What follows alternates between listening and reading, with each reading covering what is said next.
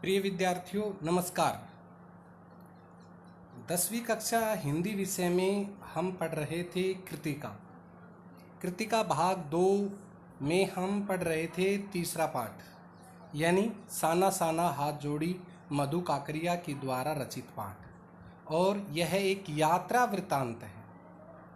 मधु काकरिया तिब्बती दौरे पर यानी कि गैंगटोक युमथांग की यात्रा पर है। उसने हमारे साथ वहाँ के अनुभव बांटे हैं।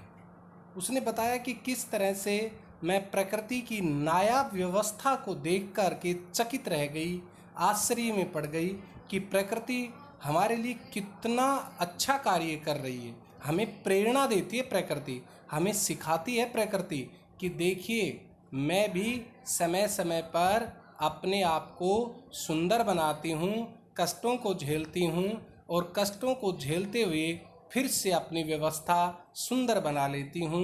प्रकृति की नायाब व्यवस्था के ऊपर मधु काकरिया जी ने एक बहुत सुंदर यात्रा वृत्तांत लिखा है।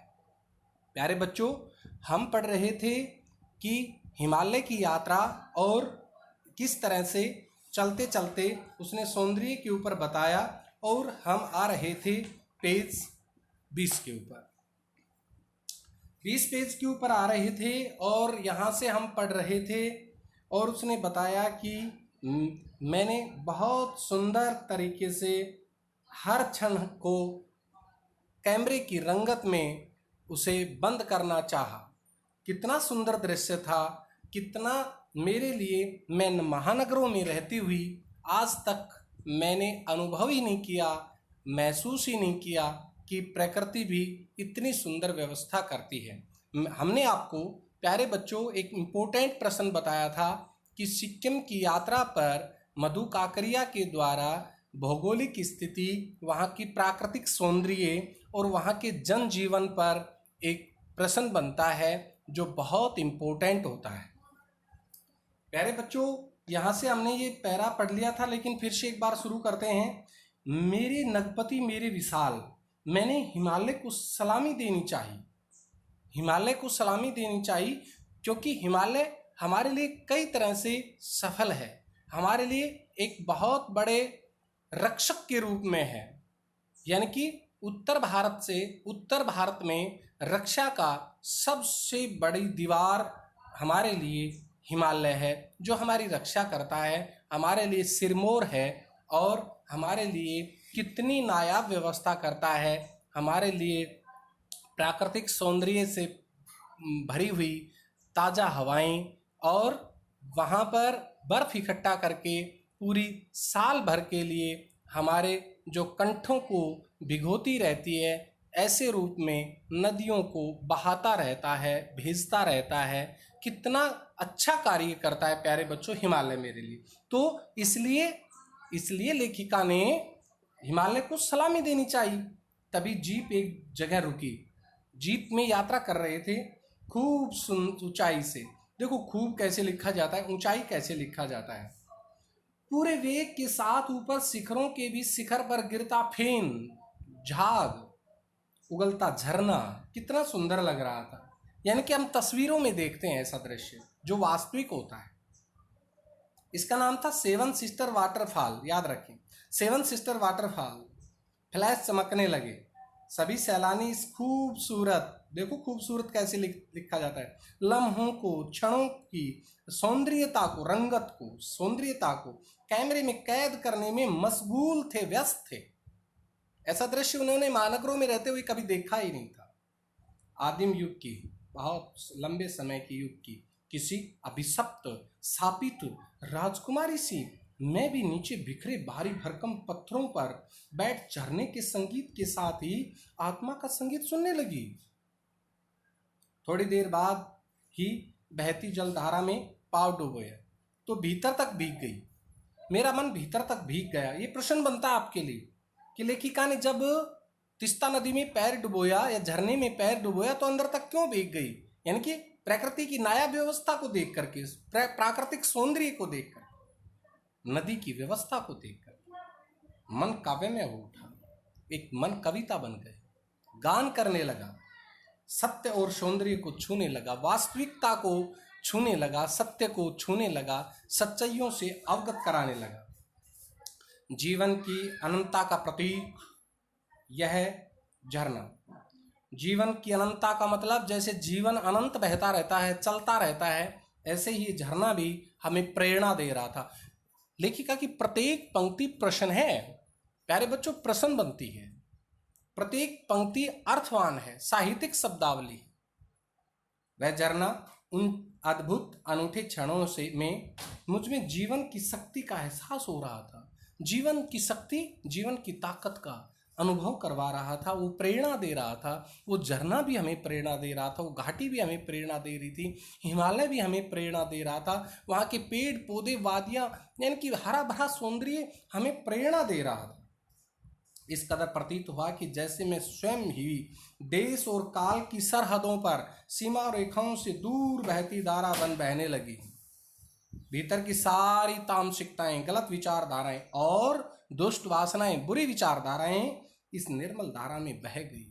प्रकृति के सौंदर्य को देख करके मन हुआ कि अनंत समय तक ऐसे ही बहती रहूं, लंबे समय तक यहाँ के दर्शन करती रहूं, इस आनंद को लेती रहूं, सुनती रहूं इस झरने की पुकार को।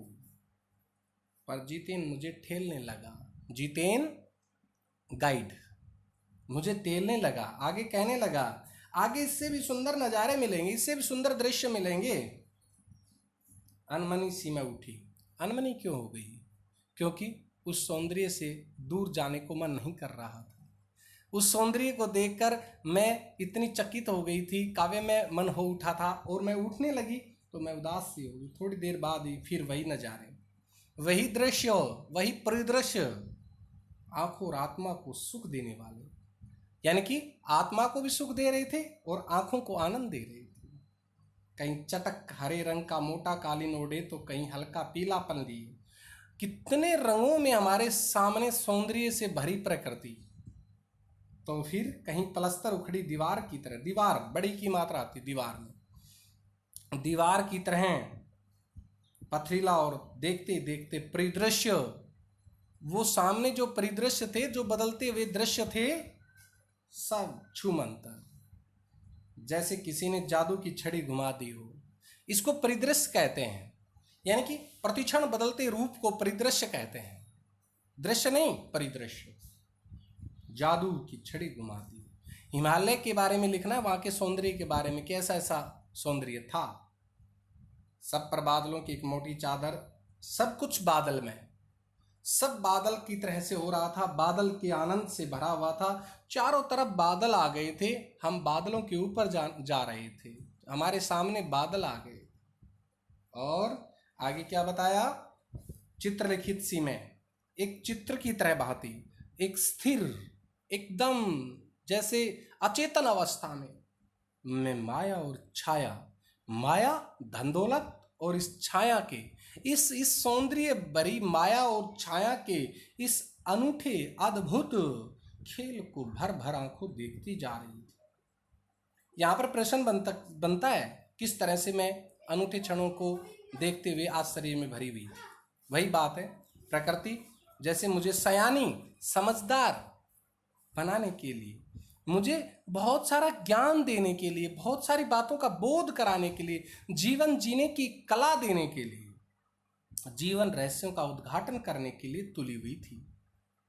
यानी कि जीवन में विभिन्न प्रकार की घटनाओं से रूबरू करवाने के लिए तुली हुई थी। धीरे धीरे धुंध की चादर थोड़ी छटी, धुंध की चादर थोड़ी छट गई। अब वहां पहाड़ नहीं, अब वहां पहाड़ नहीं, परिदृश्य बदल गए। देखो, दो विपरीत, अक्सर हम विपरीत में गलती करते हैं, री की मात्रा बड़ी आती है, विपरीत दिशाओं से। यहाँ पर विपरीत विशेषण का काम कर रहा है। दिशाओं की विशेषता है कि विपरीत, दो भी विशेषण है, विपरीत भी विशेषण है। से आते छाया पहाड़ थे, छाया पहाड़ आ रहे थे, और थोड़ी देर बाद ही वे छाया पहाड़ अपने श्रेष्ठतम रूप में मेरे सामने थे, एकदम सामने आ गए। जीप थोड़ी देर के लिए रुकवा दी गई थी, क्योंकि हम जिस चीज का आनंद लेने जा रहे थे उसी के लिए हम रुक रुक करके उसका आनंद ले रहे थे। रुकवा दी गई, रू छोटा आता है देखो, रुकवा दी गई। मैंने गर्दन घुमाई, सब और जैसे जन्नत स्वर्ग बिखरी पड़ी थी।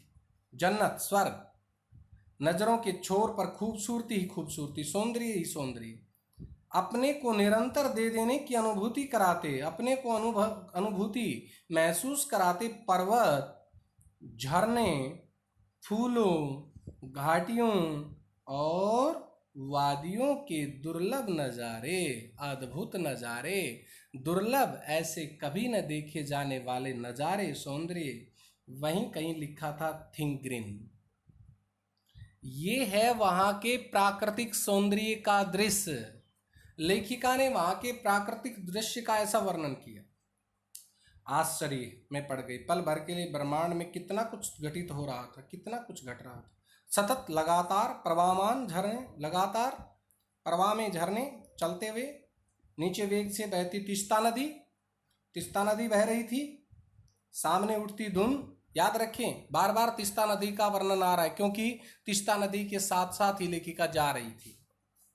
सामने उठती धुंध, ऊपर मंडराते आवारा बादल, मध्यम मध्यम हवा में हिलोरे लेते प्रियुता और रूडरेडो के फूल, याद रखना है, प्रियुता और रूडरेडो के फूल सब अपनी अपनी लय, तान और प्रवाह में बहते हुए, चेरीवेती चेरीवेती चलते रहो और समय के इस सतत लगातार प्रवाह में तिनके सा बहता हमारा वजूद, अस्तित्व।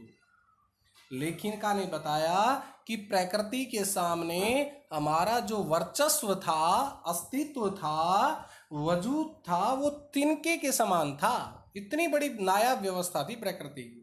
हम तो उसके क्षुद्र से प्राणी हैं, छोटे से प्राणी हैं। चेरीवेती चेरीवेती चलते रहो की प्रेरणा देती हुई।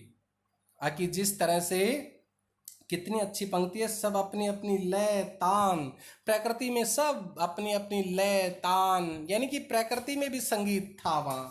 प्रवाह में बहते हुए, बहुत मस्ती से बहते हुए झरने, चेरीवेती चेरीवेती चलते रहो की प्रेरणा देते हुए, जीवन में रुकना नहीं चाहिए, चलते रहना चाहिए। और समय के सतत लगातार प्रवाह में, इस प्रकृति के सतत प्रवाह में बहता तिनके सा, छोटा सा हमारा तिनके के समान अस्तित्व।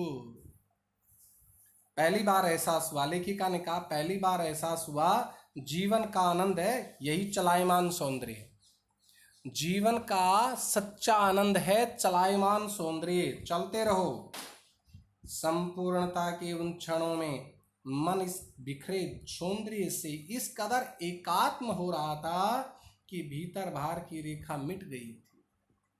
आत्मा की सारी खिड़कियां खुलने लगी थी, आत्मा की सारी खिड़कियां खुलने लगी थी। मैं सचमुच ईश्वर के निकट थी, ईश्वर के निकट, क्योंकि ईश्वरीय प्रेरणा मुझे बहुत कुछ आगे ले जा रही थी। बहुत सुबह सीखी प्रार्थना फिर होठों को छूने लगी, सुबह सीखी प्रार्थना फिर होठों को छूने लगी। साना साना हाथ जोड़ी, छोटे छोटे हाथों से प्रार्थना करती हूँ। प्रकृति की नायाब व्यवस्था को, सुंदर व्यवस्था को देखकर लेखिका फिर से प्रार्थना करने लगी ईश्वर से, परमात्मा से।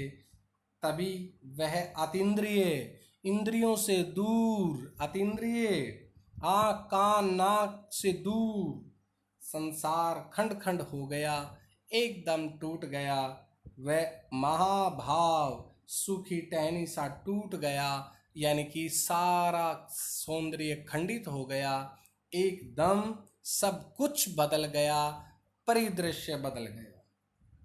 दरअसल वास्तविक रूप से मंत्रमुग्ध सी, बहुत ही प्रसन्नचित्त भाव से मैं तंद्रिल अवस्था में, तंद्रिल एक प्रकार से ऊँघने की अवस्था में ही थोड़ी दूर तक निकल आई थी कि अचानक पाँव में ब्रेक सी लगी, एकदम रुक गए पैर। जैसे उपमा देखना, उपमा मानो जैसे समाधिस्थ भाव से एकदम अपने गान में, अपने संगीत में नृत्य करती हुई किसी आत्मलीन आत्म भाव में व्यस्त नृत्यांगना नृत्य करने वाली के नुपुर पाजेब अचानक टूट गए हों। कितनी अच्छी पंक्ति है। यानी कि वो दृश्य बदला तो लेखिका को ऐसा दिखाई दिया चारों तरफ कि एकदम ऊँघती हुई आखि जैसे कोई नृत्य करने वाली अपने गान में अपने नृत्य में पूरी तरह मशगूल हो और अचानक उसके नुपुर पाजेब टूट जाएं तो उसकी जो समाधि है, समाधि का मतलब जो व्यस्त भाव है, वो एकदम टूट जाए तो कैसा लगेगा। ऐसा लेखिका के साथ भी हुआ। आत्मलीन नृत्यांगना के नुपुर अचानक टूट गए हो। मैंने देखा इस अद्वितीय सौंदर्य से, इस अद्वितीय अनुपम सौंदर्य से निरपेक्ष एकदम दूर कुछ पहाड़ी औरतें पत्थरों पर बैठी